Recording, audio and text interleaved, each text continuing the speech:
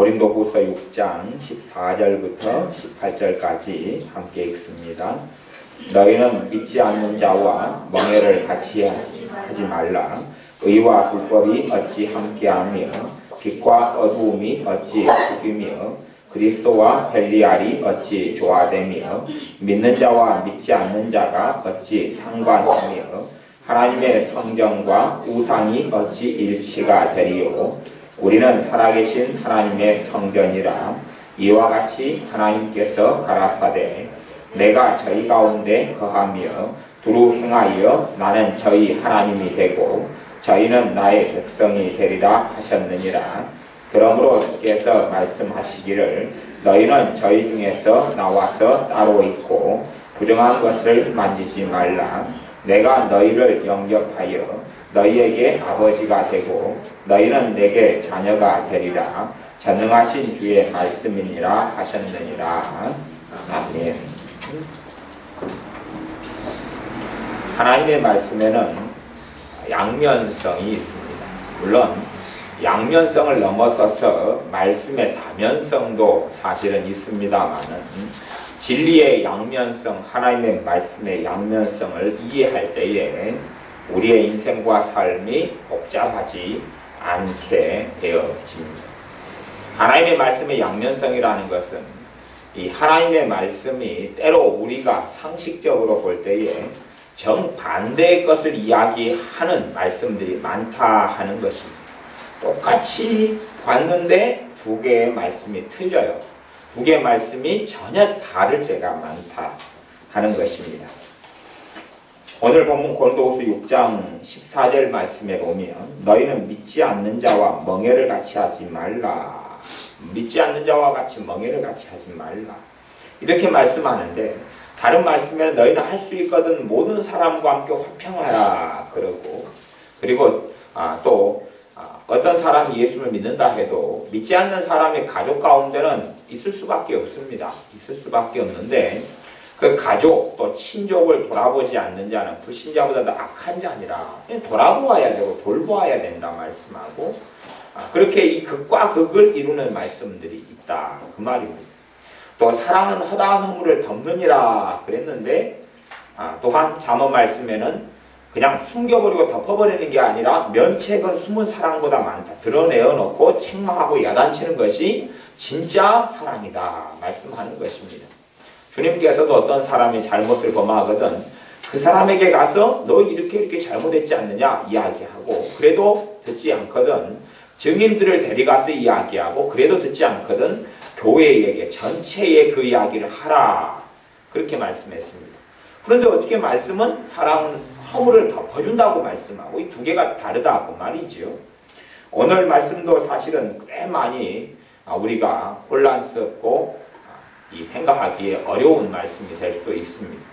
우리는 성경이 이런 다른 부분들을 이야기하고 있는 것이 많아서 꼭 이야기하자면 동전은 앞면만 돼 있으면 이건 위조 지폐가 될 겁니다. 그 지폐도 앞면만 찍어졌거나 뒷면만 찍어져 있으면 이건 가짜가 되는 것입니다. 하나님의 말씀도 이 두 가지를 다 가지고 있어요.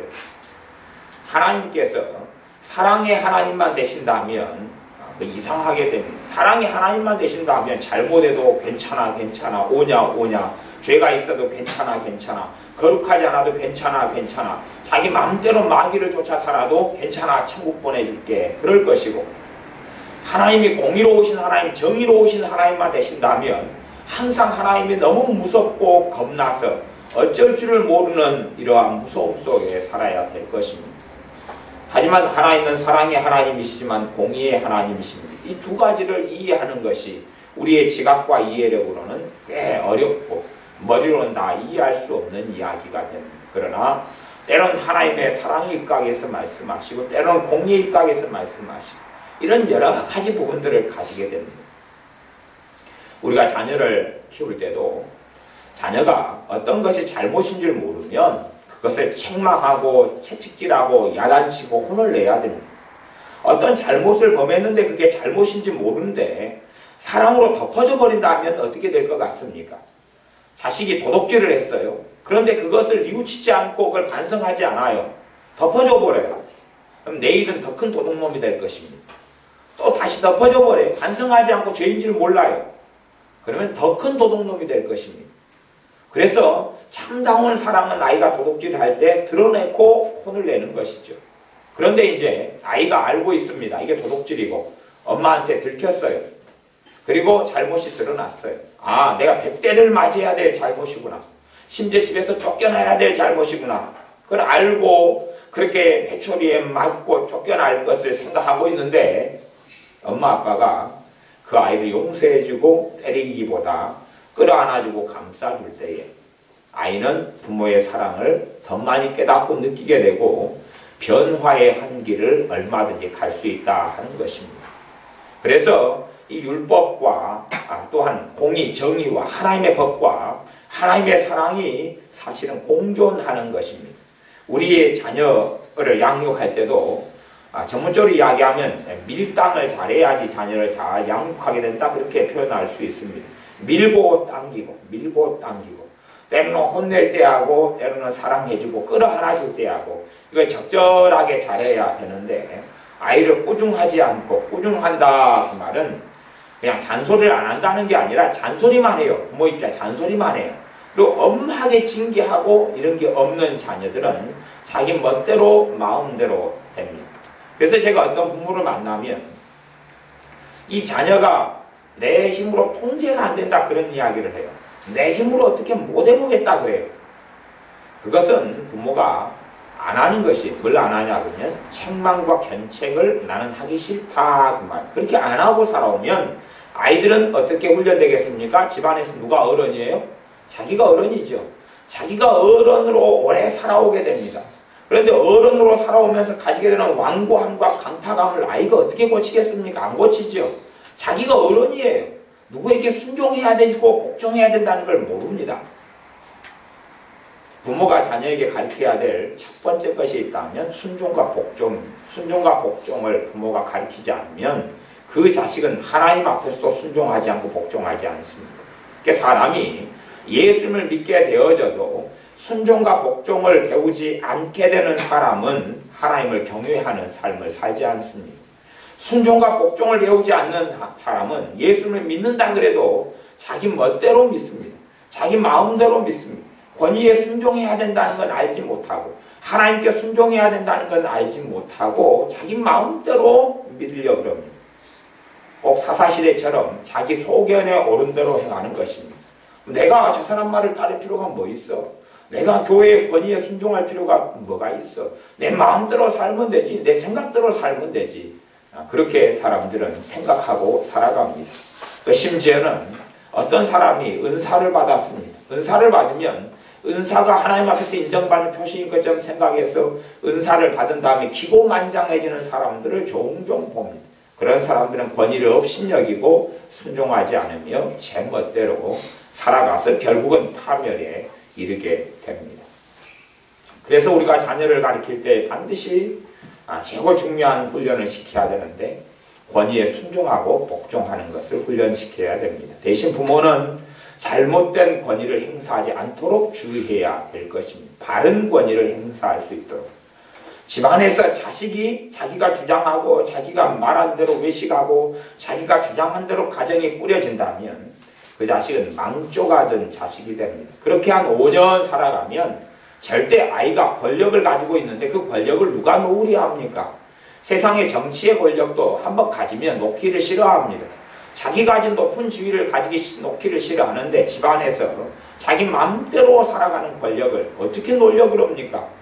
이제는 자기가 누리고 사는 것이 당연한 것이고 지 마음대로 부모도 조종하고 꼭 가기를 원하는 것이죠. 그렇게 방치해두면 심지어는 엘리와 엘리제장과 자식들처럼 하나님의 진노를 살 수도 있다 하는 것을 자녀를 둔 부모들은 기억해야 됩니다. 그렇게 자녀를 키울 때도 사랑과 징계, 사랑과 견책, 사랑과 정의가 함께 있을 때에 자녀를 바르게 양육하게 됩니다. 그래서 이 고린도후서 6장의 말씀도 그런 의미에서 진리의 다른 면을 이야기합니다. 그러지 믿지 않는 자와 같이 멍해를 같이 하지 말라. 믿지 않는 자와 함께 동반자가 되지 말아라. 그런 이야기죠. 생애의 동반자가. 이 말씀을 지키려고 그러는데 이제 문제는 뭐냐 그러면 내가 예수를 믿는데 내 남편이나 아내가 안 믿는단 말이에요. 그러면 헤어지고 살아야 되느냐? 그렇게 해석하면 성경을 또 잘못 해석하게 되는 것입니다. 그렇기 때문에 이 한 극단만 가지면 참으로 하나님의 말씀을 통해서 오히려 사람이 세워지기보다는 무너질 때들이 아주 많습니다. 심지어는 17절에 보면 주께서 말씀하시기를 너희는 저희 중에서 나와서 따로 있고 부정한 것을 만지지 말라. 너희는 저희 중에서 따로 나와서 따로 있으라. 이것만 받아들이면 사람들은 세상에서 안 살고 산으로, 수도원으로, 기도원으로, 사막으로 들어가 버리고 말 것입니다. 세상에 살면서 빛과 소금이 된다는 주님의 말씀을 이해하지 못합니다. 너희는 세상의 빛이라 세상의 소금이라 그러는 것입니다. 믿지 않는 사람들이 너희의 행실을 보고 하나님을 만나고 하나님께 영광을 돌린다 말씀했는데 그것과는 전혀 다르게 그들 중에서 나와서 따로 있으라. 이 두 가지가 전혀 다른 말씀처럼 보입니다. 그러나 하나님의 말씀은 양극단을 다루고 있으면서도 깊이 들어가면 조화를 이룬다는 것을 기억해야 됩니다. 대신 우리는 말씀의 한 면만 취하면 이상하게 된다는 것을 기억해야 됩니다. 사람 손도 양손이 있어야지 장애인이 아니고 두 손이 다 있어야 되고 두 손 다 기능을 해야 됩니다. 물론 오른손이 쓰일 때 왼손이 쓸 때가 다르죠. 눈도 두 눈이 다 있어야 초점이 맞습니다. 코도 두 콧구멍이 있어야지 한 콧구멍밖에 없으면 사람이 아마 이상하게 될 겁니다. 귀도 두 개가 다 있어야 되지 하나만 있으면 안 됩니다. 어떨 때 오른쪽에서 누가 말하면 오른쪽 귀가 잘 듣고 왼쪽에서 말하면 왼쪽 귀가 잘 듣겠지만 두 귀가 다 잘 들려야지만이 말을 잘 알아먹습니다. 우리가 사람들 말을 알아먹는다 그래도요 실제로 사람들의 그 판독률이 독해율 어떤 사람이 말을 하고 어떤 정보가 말을 하고 뉴스를 방송할 때에 심지어 드라마를 배우들이 연기할 때에 그 내용을 알아먹는 판독률이 평균 80%입니다. 판독률이 80%예요. 한국말로 하는 것이 영어를 하는 게 아니고 한국말을 하고 우리가 알아먹는데 그게 80%밖에 못 알아먹어요. 사람들은 100% 알아먹는다고 생각하지. 그게 이제 기본적인 통계입니다. 그래서 사람들 판독률이 80%여서 한 80% 정도만 알아먹으면 잘 알아먹는다. 실제로 뭐 영어를 할 때도 영어 회화를 할 때도 80% 알아먹으면 내용을 다 알아먹은 것이 되는 것이. 사람들은 100% 다 알아먹는다 생각하지만 그렇지 않아요. 이게 제가 하나님의 말씀을 전하고 설교를 해도 알아먹었다 생각했을 때가 자리가 80%예요. 위 아래 그렇게 되는 것이지 100% 알아먹게 되는 건 아닙니다. 세상 이야기도 그런데 하물며 하나님의 말씀은 더 심할 때도 많이 있습니다. 오늘의 말씀이 이제 이 말씀의 진리 양면성에 대한 이야기가 아니고 어떤 말씀이냐 하면 16장 하반절에 16절 하반절 7장 16절 하반절에 내가 저희 가운데 거하며 두루 행하여 나는 저희 하나님이 되고 저희는 나의 백성이 되리라. 하나님이 가라사대 내가 저희 가운데 거하며 두루 행하여. 원래 이 말씀은요 구약 성경에 하셨던 말씀이고 구약이 하나님 백성에 했던 약속이 계속 이어져서 성취가 되는 것입니다. 성경을요 우리가 윤리적으로 볼 수가 있고 또 율법적으로 볼 수가 있고 법률로 볼 수가 있고 복음으로 볼 수가 있어요. 성경은요 항상 복음의 눈으로 볼 때에 성경이 바른 자리에 있습니다. 하나님의 말씀이 복음의 눈으로 볼 때 바른 자리에 있어요. 제가 가령 설교를 너희는 믿지 않는 자와 멍에를 같이 하지 말라. 그래서 믿지 않는 자와 함께 인생과 삶의 동반자가 되는 것이 얼마나 위험하고 그게 얼마나 잘못됐는지 그것이 얼마나 어려운지만 이야기해버린다면 듣는 사람들은 윤리적으로 율법적으로 설교를 듣게 되고 성경을 그렇게 보게 됩니다. 그런데 믿지 않는 자와 멍에를 같이 하지 말라 그러면서 그리스도와 벨리알이 어찌 조화되며 믿는 자와 믿지 않는 자가 어찌 상관하며 하나님의 성전과 우상이 어찌 일치가 되겠느냐. 그럴 수 없다 그럽니다. 그러면서 사실은 이 안에 무엇이 있냐 그러면 이 엔진이 복음이라는 것입니다. 복음이라는 것이 아무리 옷이 화려해도 그걸 거치고 그걸 입고 있는 사람이 중심이 되는 것이 사람이 있기 때문에 그 사람이 옷을 입는 것이지 옷만 입고 사람이 없다 그러면 허수아비가 되는 것이겠죠. 그런 것처럼 이 중심이 뭐냐 그러면 중심은 16절입니다. 우리는 살아계신 하나님의 성전이라. 이게 중심이 되는 것입니다. 교회 가운데요, 가장 문제가 있고 가장 악한 교회, 가장 잘못된 교회, 그 교회를 신약시대에서 꼽자면 첫 손가락 가까이 꼽을 수 있는 교회가 있는데, 물론 이제 요한계시록에 있는 교회, 뭐 사대교회나 뭐 이런 교회 말고요, 이 신약성경 에베소서, 빌립보서, 골로새, 데살로니가 뭐 이런 여러 교회들 가운데 가장 잘못된 교회가 갈라디아 교회들이고요. 갈라디아 교회는 한 교회가 아니라 교회들 그렇게 돼 있어. 갈라디아 교회들이고 그 가장 잘못된 교회고, 왜냐하면 그 교회는 주님을 따라간 게 아니라 행위를 따라갔고, 주님을 따라간 게 아니라 율법을 따라갔고, 율법으로 구원받고 행위로 구원받으려고 했던 교회. 그래서 다른 복음을 쫓아서 정말 엄정한 하나님의 말씀을 듣게 된 교회가 갈라디아 교회들이었으니까 그게 첫 번째 가장 잘못된 교회였고, 두 번째 교회를 꼽자면 그 교회는 고린도 교회입니다. 고린도 교회는 음란함으로, 타락으로, 우상숭배로, 우상의 제물로 엉망이 됐던 교회입니다. 물론 고린도 교회는 성령의 은사들도 풍성했습니다. 그래서 고린도 교회에 보낸 첫 번째 서신이 고린도 전서인데, 고린도 전서에서는 은사에 대한 말씀을 많이 합니다. 애언이나 방언부터 시작해서 성령의 은사에 대한 이야기를 최고 많이 하는 성경이 고린도 전서가 됩니다. 그러나 고린도 전서에서는 얼마나 고린도 교회가 악하고 이간질, 험담, 다툼, 시기심, 질투심, 나는 누구에게서는 인간적이고 이기적인 것, 또 음란한 것, 심지어 자기 아버지의 후처였는데 자기가 그 아버지의 후처니까 어머니가 되겠죠. 의모가 되고 양어머니가 되는데 데려다가 자기 마누라로 삼아버리고, 뭐 교회 가운데 분쟁 재판을 같이 해버리고, 교인끼리 뭐 별일이 다 있었던 교회가 고린도 교회인데, 그 교회에 지금 사도 바울이 성령의 감동을 받아 선포하는 건 뭐냐 하면, 우리는 그 말은 너희와 우리 합쳐가지고 하는 이야기예요. 지금 이 고린도 교회와 함께 그러는 것이 성경을 쓰는 말씀을 보내는 사도들만을 이야기한 게 아니라 우리는 그렇게 이야기하는 거예요. 같이 고린도 교회 너희하고 우리하고 해서 한 그 우리는 살아계신 하나님의 성전이라 그렇게 선포합니다. 이것이 복음이에요. 이게 복음. 살아계신 하나님의 성전이기 때문에 이 하나님의 성전과 우상이 일치될 수 없다 그렇게 말씀하고 있는 거예요. 우리는 살아계신 하나님의 성전이라. 이와 같이 하나님께서 가라사대, 다시 6절 16절 하반절, 내가 저희 가운데 거하며 두루 행하여. 하나님께서 우리 가운데 거하시고 우리 가운데 두루 행하신다 그렇게 말씀하고, 그래서 나는 저희 하나님이 되고 저희는 나의 백성이 되리라 하셨느니라. 이것이 우리가 가지고 있는 복음입니다. 우리가 기도 생활을 하는데, 주제는 기도지요. 기도 세 번째 시간입니다. 기도예요.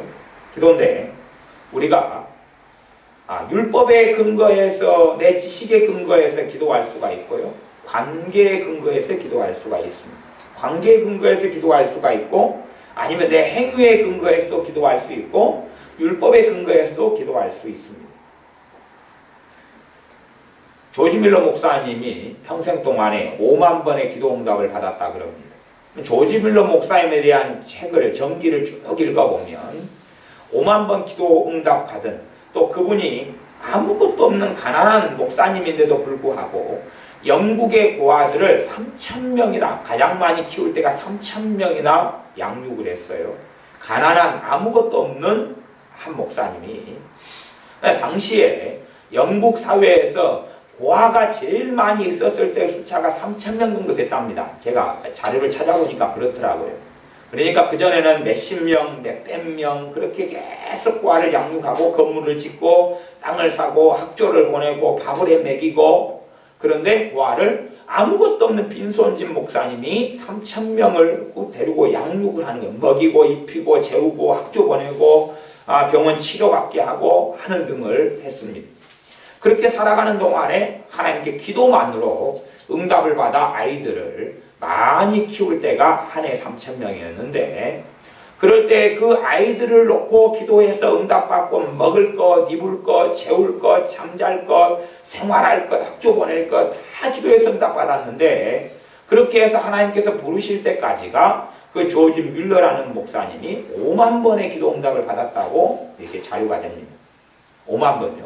근데 그 조지 뮬러 목사님 인생에 대한 책을 보면 기도 응답 받은 비결을 뭐라고 이야기하냐 그러면 그분은 말씀을 가지고 기도했다 그렇게 이야기합니다. 말씀의 약속을 붙잡고 기도했기 때문에 응답을 받았다 그럽니다.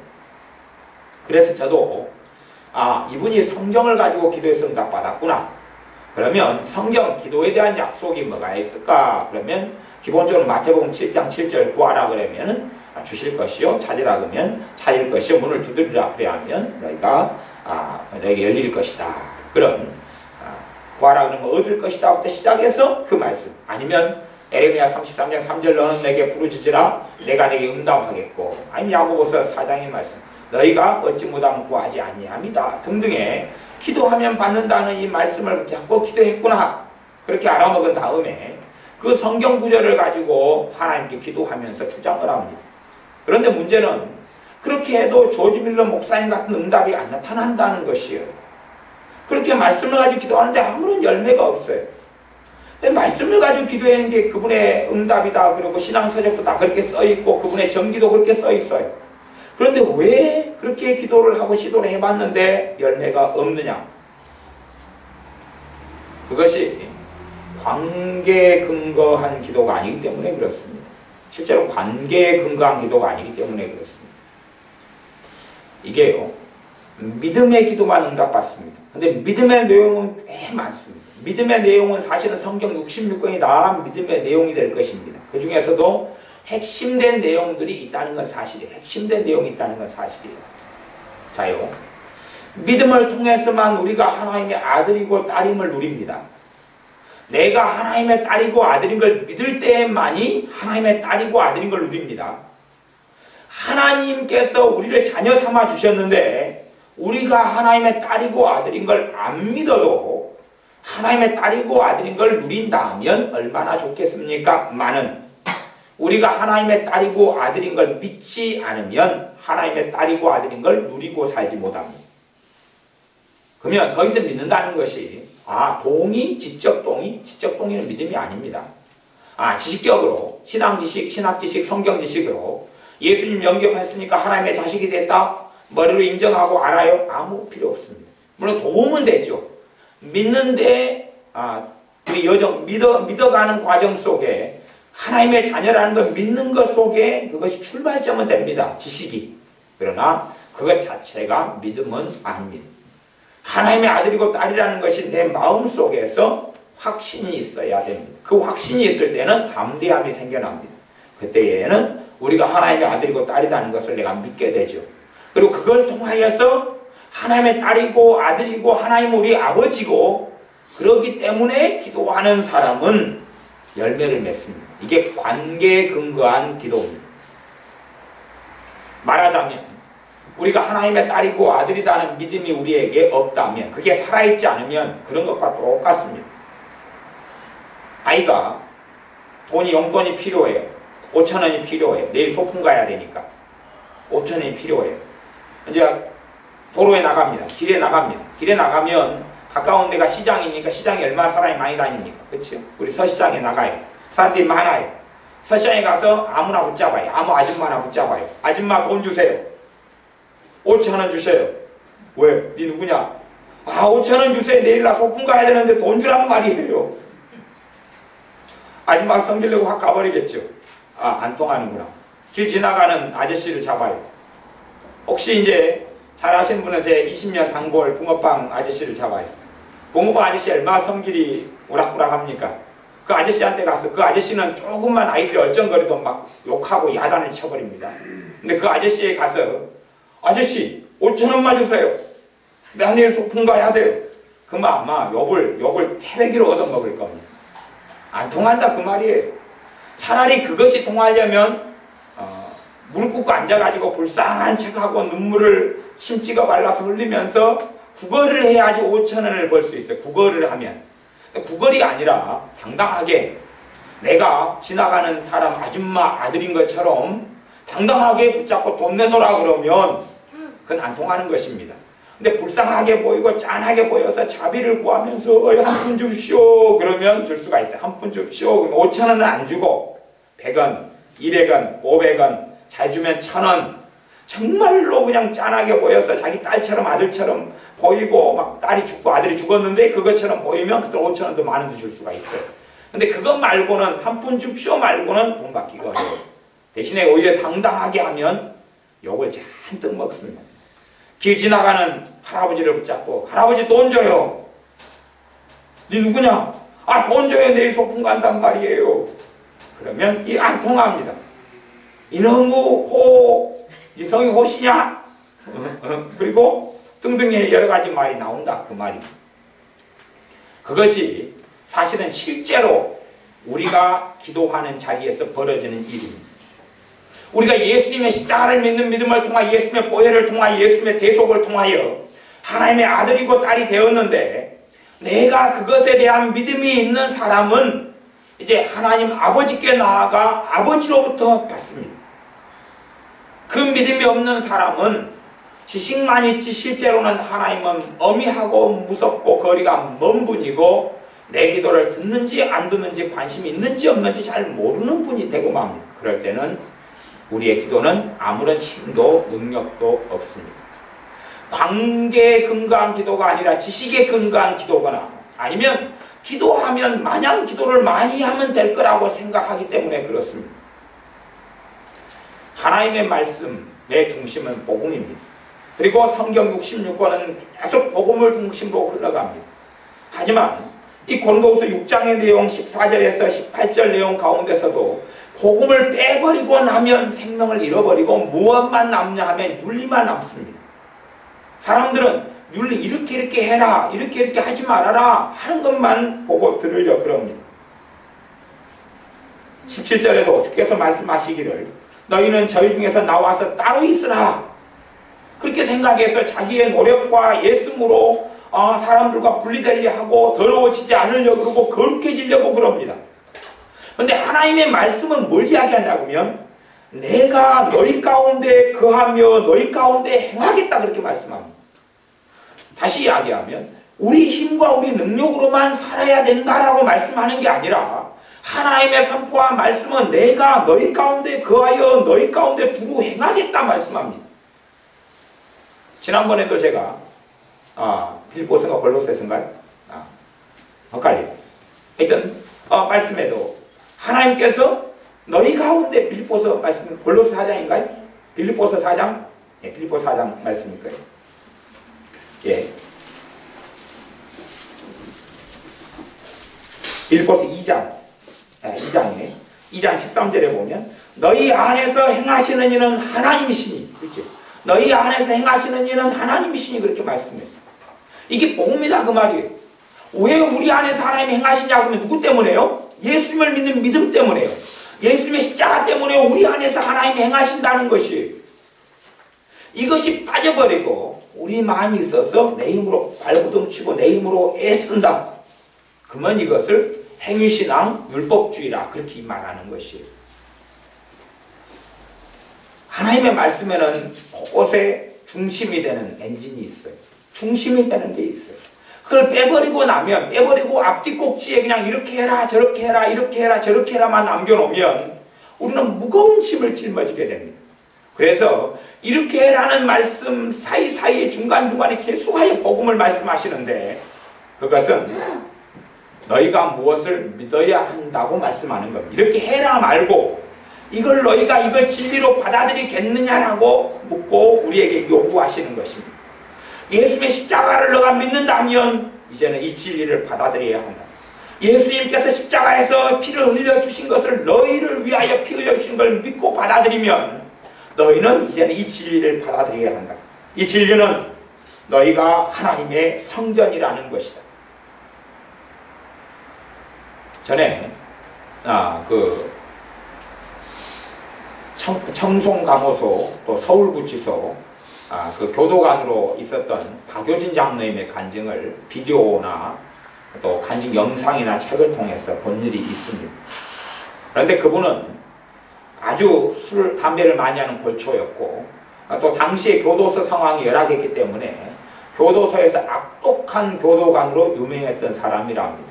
교도소에서는 사람들을 죄수를 폭행하고 욕설하고 고문하는 것이 비일비재했는데 그 중에서 악독한 교도관으로 이름을 날리는 사람이었습니다. 교회는 다녔고 집사님이 되었는데 아내도 예수를 믿고 자기도 믿는다 그러지만 자신은 진실한 신앙이 없었다 그럽니다. 그리고 그 사람은 갈수록 완악해지고 강팍해지고 그렇게 세상적으로 그렇게 빠져있는데 교회는 다녔다 그래요. 이분이 변화된 간증을 그렇게 합니다. 물론 이분은 그래서 청송감호소나 서울구치소에 무수히 많은 사람들 또 사형수들이 예수를 믿고 성령 충만한 가운데 사형당한 것들을 기록하고 간증합니다. 정말 많은 사람들이 이분이 감옥 속에서 교도소 간수로서 전도하는 예수님의 복음을 듣고 많은 사람들이 예수를 만난 것을 증언합니다.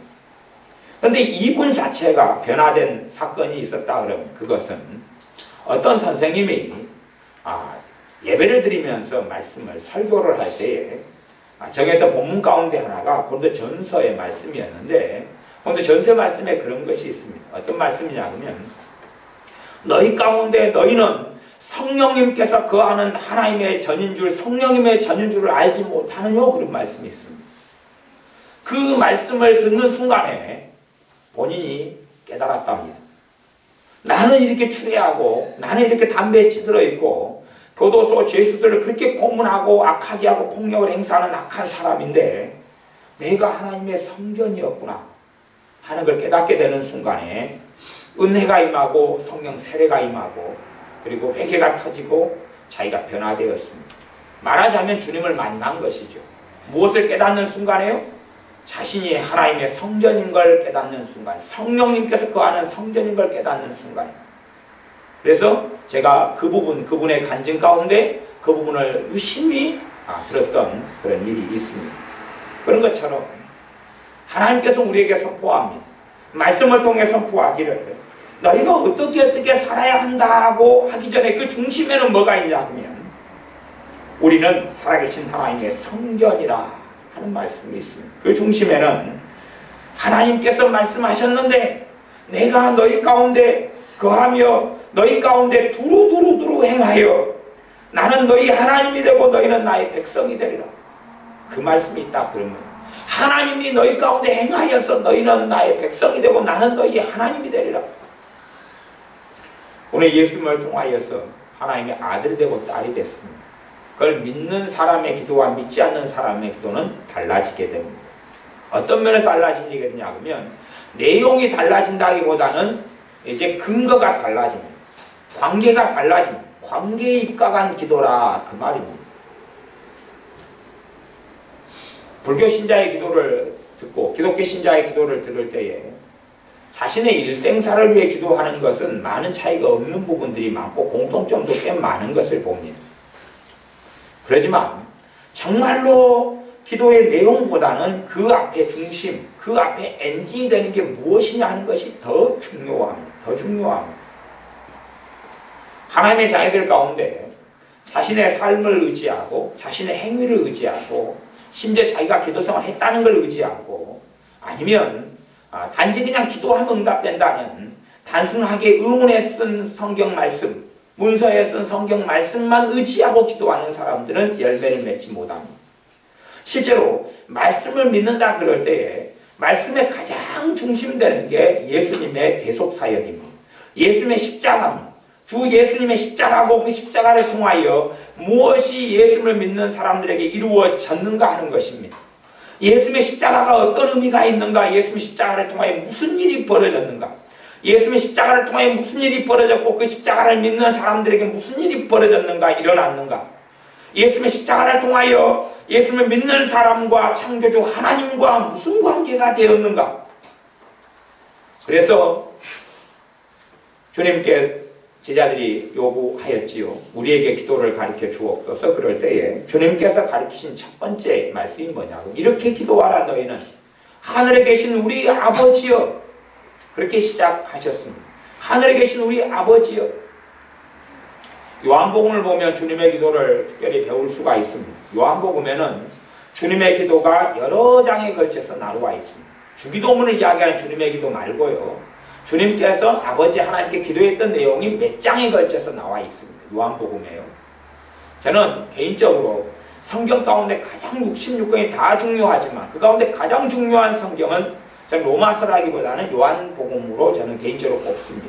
그래서 성경의 두 가지를 제가 선택한다면 로마서와 요한복음, 요한복음과 로마서를 저는 개인적으로 가장 중요하다 이렇게 보고 있습니다.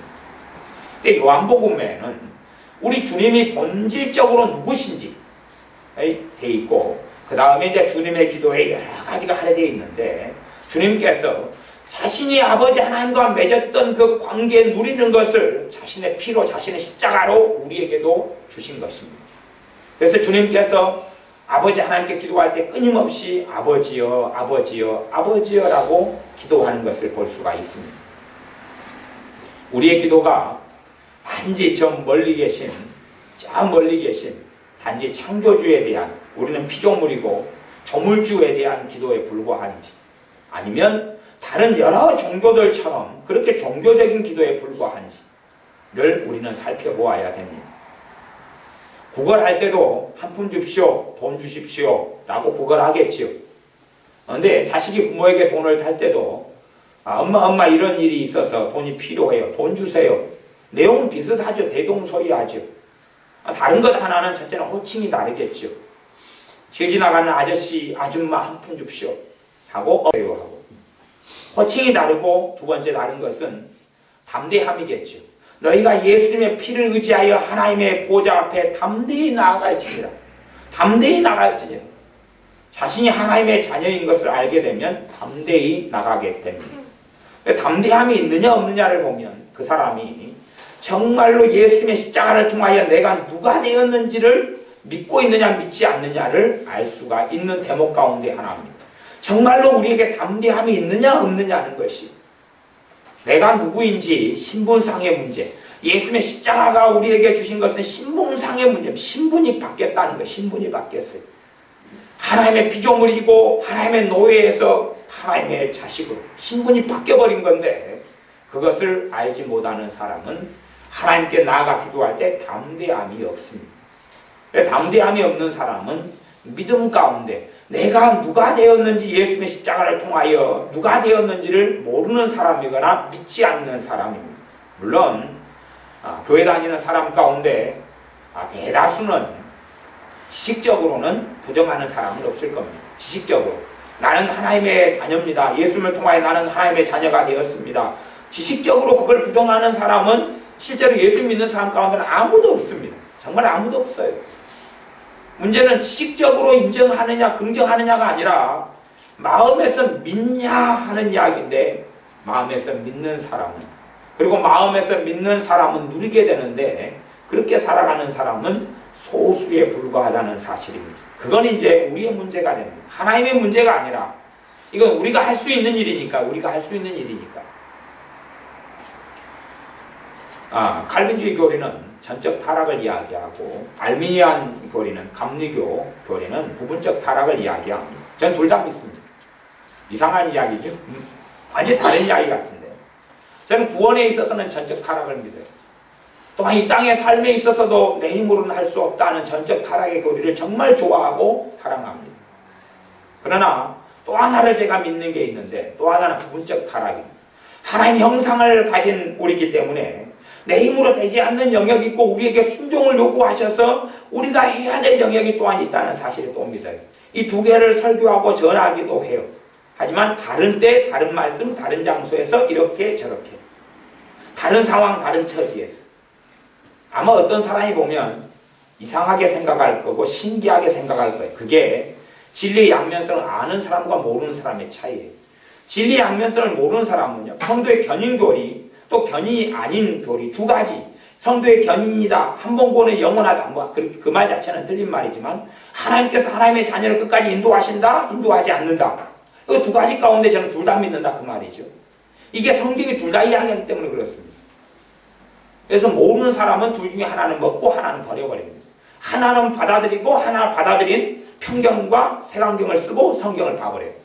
그래서 성경의 반쪽 진리는 다 죽여버리고 극단적으로 빠지고 극단이 심해지면 미혹이 되고 이단 사이비가 됩니다. 마찬가지 전적 타락 교리나 또 부분적 타락의 교리도 그런 여러 가지 의미가 있어요. 물론 기회가 되면 진리 양면성에 대한 이야기를 좀 더 깊이 다루고 싶은 부분이 있는데 언제 기회가 될지 모르겠습니다. 그래서 본질은 뭐냐 하면 내가 지식으로 얼마나 생각하느냐가 아니라 우리가 마음에서 그걸 믿느냐 하는 거예요. 마음에서 믿으면 지금 믿는 것은 이 말씀을 진리로 받아들여 믿는 것은 제가 쉽다 그랬어요? 어렵다 그랬어요? 어렵다 그랬지요. 어렵다 그랬지요. 믿는 것이 쉽다고 이야기하지 않았습니다. 믿는 것이 쉽지 않아요. 쉽지 않아요. 왜냐하면 우리는 끊임없이 영적으로가 아니라 육체적으로 살아가기를 원하는 본성을 가지고 있기 때문에 그래요. 눈에 보이는 것대로 살아가고 싶지 하나님의 진리대로 살아가고 싶지 않아요. 우리가 진리대로 살아가기로 우리가 튜닝되어 있고 우리 자신이 맞춰져 있다면 성경을 안 봐도 될 거 아니에요. 말씀을 몰라도 되겠죠. 그러나 우리는 끝까지 눈에 보이는 감각으로 살아가고 눈에 보이는 것을 의지하여 살아가는 것이 우리 인생입니다. 그래서 하나님께서 말씀을 통하여 너희가 눈에 보이는 것을 의지하지 말고 믿음으로 살아라고 계속 요구하셔요. 하지만 우리는 가만히 있으면 믿음대로 안 살고 육체의 본성대로 육의 소욕대로 보이는 것을 의지하여 살아갈 수밖에 없습니다. 환경이 어려우면 어렵다. 환경이 쓸쓸하면 쓸쓸하다. 낙심이 들 환경이 되면 나 낙심이 든다. 눈에 보이는 대로 살아간다 그 말입니다. 하지만 믿음은 보이지 않는 것들의 실상이다. 보이지 않는 것들의 증거다라고 말씀하고 있는 것이요. 다른 영역과 다른 부분입니다. 여러분이 하나님의 자녀됨을 믿고 안다면 주장하셔야 됩니다. 여러분의 안에서 그때에 사실은 예수님의 십자가 복음의 능력이 나타나게 됩니다. 똑같은 내용을 기도하더라도 내가 자녀가 되어서 기도한다면 받고 누릴 수 있을 것이고 자식이 되지 않는다면 누리지 못합니다. 제가 기도에 있어서도 내용이 뭐가 들어가야 된다, 뭐가 들어가야 된다 하기보다는 기도가 이런 식의 내용을 구성 가지고 할 수 있다. 그러면서 경배와 찬양, 감사, 그 다음에 회개기도, 그 다음에 강구기도 뭐 이런 기도의 내용들을 제가 가르쳐 드렸어요. 하지만 그것 자체가 정답표다라고 이야기한 게 아니에요. 생각해 보세요. 자식이 무슨 다급한 일이 생겼는데 엄마 아빠한테 가서 뭘 도와달라 그럴 때 순서 다 따집니까? 어머니 아까 학교 다 다녀왔는데 미처 인사 못 드렸습니다. 어머니 잘 돌봐주셔서 감사하고요 등등을 이야기하는 게 아니라 달라고 그러죠. 뭔가가 문제가 있다고 그러죠. 그래서 기도에는 어떤 정확한 원리 원칙 정답안이 있는 게 아니에요. 실제로. 왜냐하면 기도라는 것은 하나님 아버지와 우리가 맺는 관계이기 때문에 그렇습니다. 예수 그리스도와 우리가 맺는 관계이기 때문에 여기에 무슨 얼마나 정답안이 있겠어요. 하지만 뭘 모르는 부분이나 헷갈리하는 부분이 혼동스러운 분들 때문에 기도에는 이러이러한 요소를 가지고 기도하면 좋습니다. 그리고 그렇게 참조하고 기준으로 삼으면 됩니다. 라고 이야기하는 것이지 꼭 그렇게 해야지만이 기도라고 이야기하는 건 아닙니다. 영어 공부에 있어서 영어를 못하는 사람은 무엇을 이해하지 못하기 때문에 못하냐 그러면 물론 많은 요소가 있지만 영어를 못하는 사람은 교과서나 아니면은 문장을 외운 다음에 그대로 말해야지만이 정답이 된다고 생각합니다. 그래서 영어를 못합니다. 뭔가를 외웠는데 그대로 말해야 되고 조금이라도 틀리고 어그러진 단어나 문장이나 빠진 부분이 있으면 말이 안 통한다고 생각해요. 그렇게 주입식으로 교육받았으니까. 하지만 그냥 되는 대로 대강 말해도 알아먹을 사람 다 알아먹습니다. 되는 대로 영어로 그냥 외국 사람한테 말하면 그들은 그대로 다 알아먹습니다. 그냥. 왜요? 아이들이 배울 때부터 그렇게 말했잖아요. 아이들이 부분 순서 문장 다 바꾸고 이야기해도 엄마 아빠가 대강 알아먹지요. 그것처럼 이것이 인터랭귀지라고 합니다. 원어민과 이 한국어와 그 사이에 있는 중간다리의 언어가 있어요. 그런 것처럼 하나님께 나아갈 때에 하나님께 나아가서 뭔가를 기도할 때에 뭔가를 다 갖춰주고 격식이 다 이루어져야 된다고 생각하는 사람은 기도가 굉장히 어렵게 됩니다. 기도는 그냥 관계를 맺는 것이 그분의 관계성 가운데 나아가는 것이고 그래서 우리의 필요가 있으면 아버지 하나님을 의지하고 살아가기 때문에 그분에게 요청하고 달라는 것이고 그런 의미에서 기도가 이러이러한 모양이 돼야 된다고 생각하는 사람은 갈수록 기도가 어려워집니다. 무엇을 찾으려 하죠? 정답안을요. 그래서 외국 영어를 10년 동안 배웠는데 외국인하고 만나면 할 수 있는 일이 How are you? I'm fine, thank you. And you? 그 다음에 뭐라 물어보면 이제 에? 내가 가지고 있는 거에 없는데. 그래서 응용이 안 돼버리는 것이. 왜냐하면 정답한 대로 나는 맞춰야 되는데 사람이 내가 대화하는 그 미국인이 또 영국인이 그 정답 안에 안 맞춰주거든요. 사람이 다 틀리기 때문에. 다른 것을 물어봐요. 우리한테 질문서대로 어디에서 왔냐? 그러면은 그거 내가 외웠던 거네? 대답해 주는데 뭐 이름은 뭐냐? 그러면 내 이름이 누구다? 하고 대답해 주는데 이제 그걸 벗어나가지고 이야기하면 황당한 것이, 못 알아먹는 것이. 그런 식의 영어를 하려는 사람이 20년 지나도 영어를 못하게 되는 그것처럼 기도도 마찬가지입니다. 내가 정답안을 가지고 하나님께 알아야 된다고 생각하면 전혀 발전이 없습니다. 아이가 5살짜리가 아니면 3살짜리가 무슨 이제 우리나라 말을 배워가지고 엄마 아빠 뭐라고 이야기하는데 너가 문법에 이게 틀렸고 이게 틀렸고 이게 틀렸고 단어가 이게 지금 네가 말한 것이 사투리도 아니고 표준어 구사가 아닌데 이걸 고치고 시비를 걸기 시작하면 아이는 언어를 못 배우고 말 것입니다. 왜요? 스트레스와 주눅이 들기 때문에. 제가 이렇게 요소가 이러이런 요소가 들어가야지만이 기도를 하라고 이야기하는 게 아니다 그 말입니다. 본질은 뭐냐 그러면 우리가 관계에 근거해서 누가의 관계요? 예수 그리스도와 우리와의 관계, 아버지 하나님과 우리와의 관계, 누구를 통해서요? 예수의 십자가를 통해서, 그분의 보혈을 통해서, 그분의 계속을 통해서 그분과 무슨 관계가 되었느냐 하는 것입니다. 그래서 그 관계를 믿는 믿음의 기초에서 그래서 기도하는 것입니다. 그게 빠져버리면 여러분이 소풍 가는 어린아이인데 길 지나가는 아무나 붙잡고 돈 달라 하는 거하고 똑같습니다. 그때 받으려면 구걸 해야지 당당하게는 못 받습니다. 길 지나가는 아줌마 아저씨한테 돈 달라고 하면 미쳤다고 그러지, 이상하다고 그러지. 그러나 내 엄마 내 아빠한테 내가 정당한 필요를 가지고 요구하면 분들은 주시죠. 주시죠. 물론 돈이 없는 경우는 못 주시겠지만 정당한 필요를 가지고 이야기하면 수학여행 갑니다. 엄마 아빠 지금 어디 가요. 소풍이에요. 무엇이에요. 아니면 차비가 필요해요. 주세요. 그러면 부모가 있는 한은 주는 것이 당연하죠. 그것 때문에 네 지금 작년에 네 학교 갈 때 엄마가 차비를 내내 줬는데 올해도 차비 달라고? 그럼 말이 안 되잖아요. 올해도 학교 가는데. 이 재작년에도 차비 타갔고 작년에도 차비 타갔는데 올해는 안 타가야지. 그것도 말이 안 되죠. 학교는 마칠 때까지는 차를 타고 다니면 차비가 필요할 것 아니에요. 그렇지요? 그런 것처럼 당연한 요구를 또 우리의 필요지만 아버지 하나님 관계 때문에 당당하게 요구하게 되는 것입니다. 그러니까 관계 때문에 그래요. 담대하게 요구하게 되어져요. 정말 자식은요. 가짜 자식과 정말 자식의 차이는 가짜 자식은 자신이 문제가 있고 잘못이 있으면 당당하지 못해요. 대부분이 이제 이런 재혼한 가정이나 아니면은 뭐 재결합했거나 아니면 본자식이 아니거나 그러면 그 당당함이 별로 없어요. 그죠?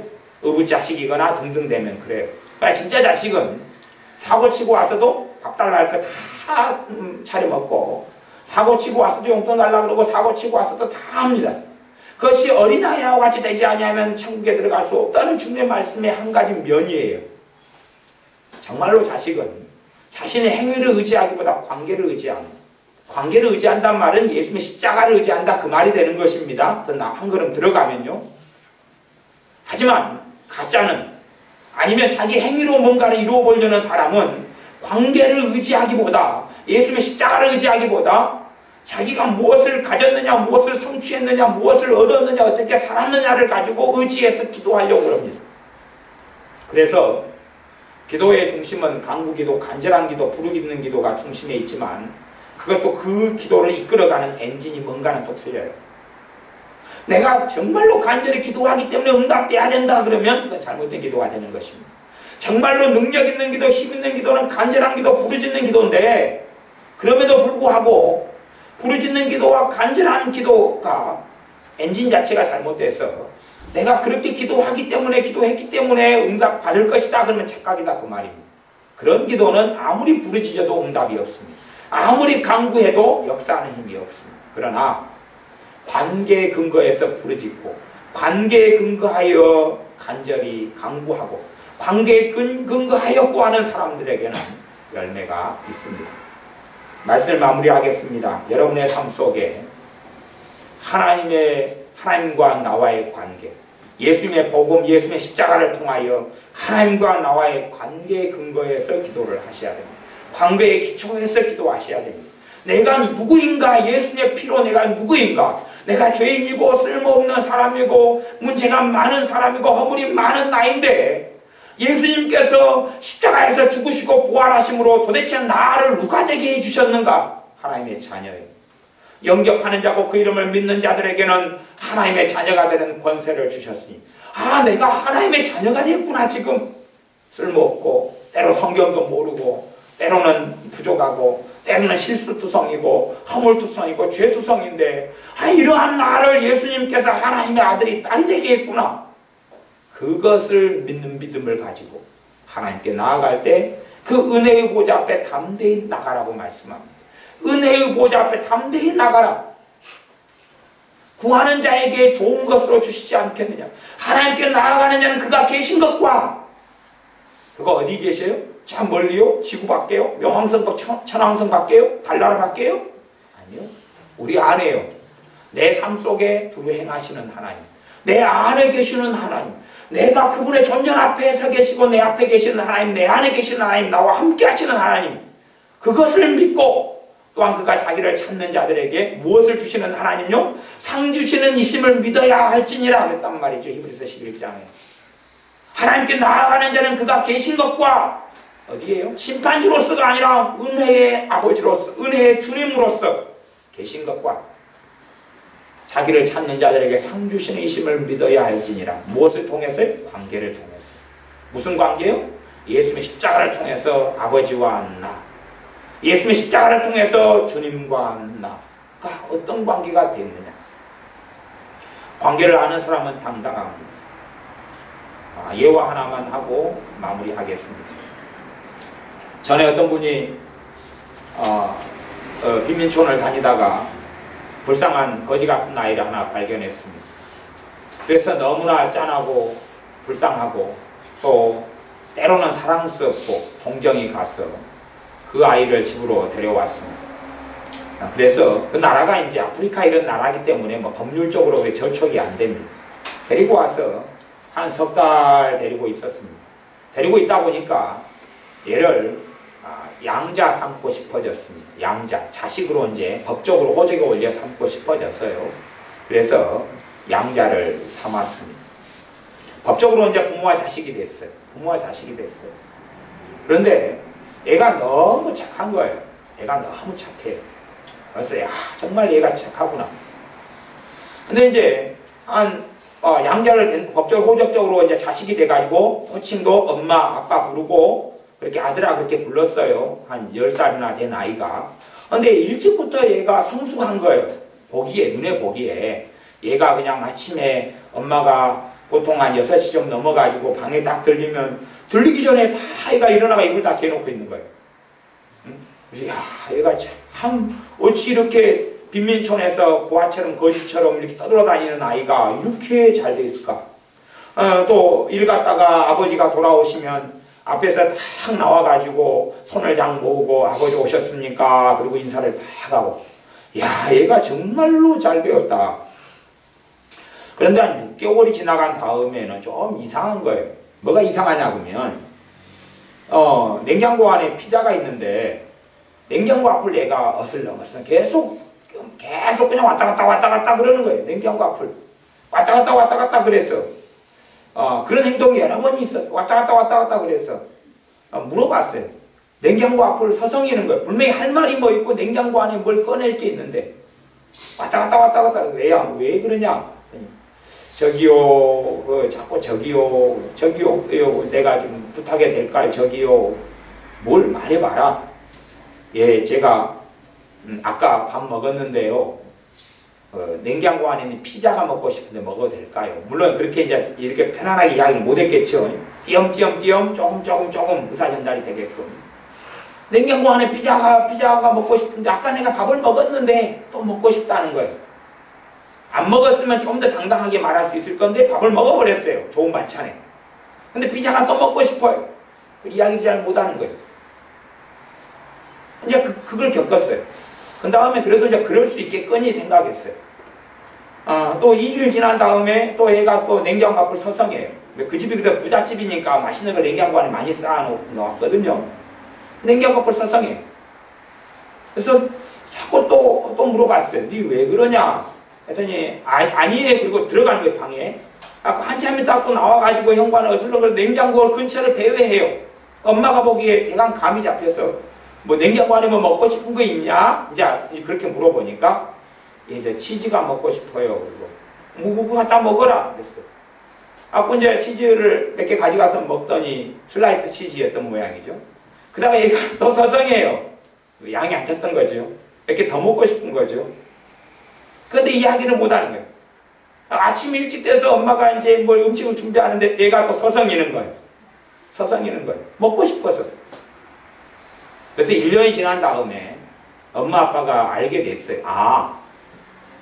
얘가 아직도 고안주를 알고 있구나, 자기가.